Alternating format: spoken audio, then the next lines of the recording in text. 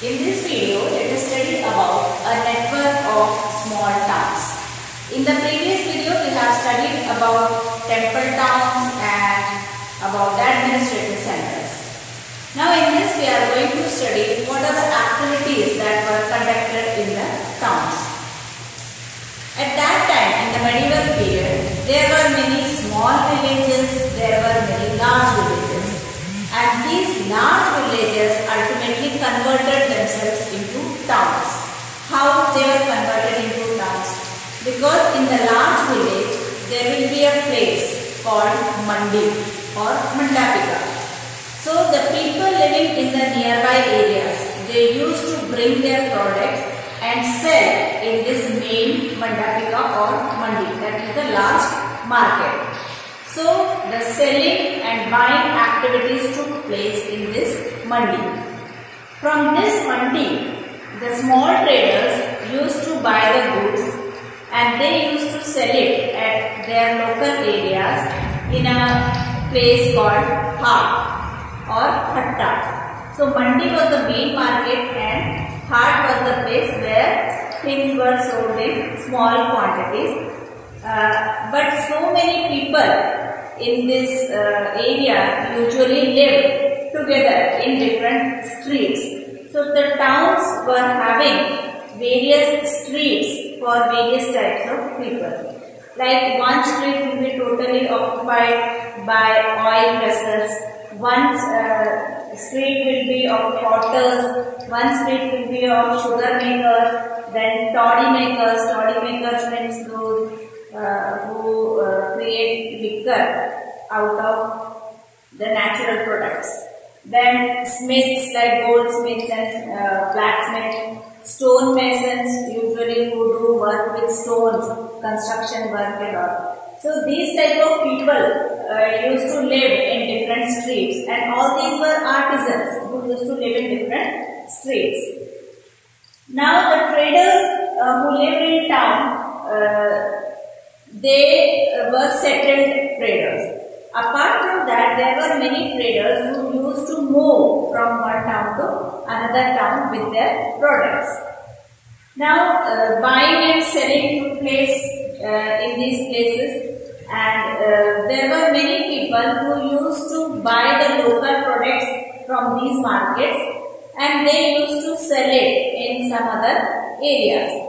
Similarly, there were people who used to bring those materials which were not available in these local areas, and they will even go outside India and they will bring so many things from South Asia, Southeast Asia, then China, and from there they will bring so many things and will sell in these local markets.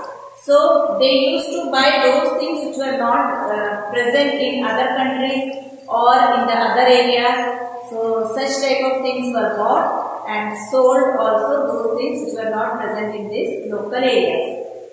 So especially buying the local articles and selling the products of distant places.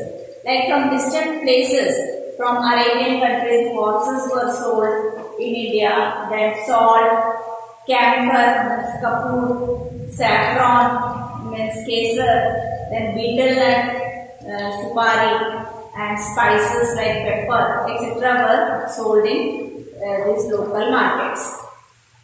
Now, these areas in these local markets or near the local areas, there were samantas. The samantas were usually in charge of these villages, these large towns. These samantas were later on called as zamindars. Now, these zamindars used to build palaces near this market area. And these palaces were then fortified. They used to fortify their living area. And they used to levy taxes on those people who used to come in these local areas and sell their products. Like taxes were levied on traders, artisans, and even articles on those articles which were traded in these local areas, tax was levied on those articles. Now, the tax was sometimes not directly collected by the samantas. The samantas gave this right of collecting taxes to the local temples. and they call it as donation to the local temples. That means they donated the right to collect the taxes to the local temples, and these local temples were either built by the Samantas, Zamindars themselves, or these temples were built by some large big merchants, and many of the inscriptions are still now we can see where the rights were given, right of collecting taxes were given to these temples, and these are mentioned in the inscriptions. Some of the inscriptions survive even today. So through this we can come to know that how Samantas gave the right to collect taxes to these local temples, and these areas were the center of trade. Even from outside people came to sell their things, and local people also used to sell their things in these markets.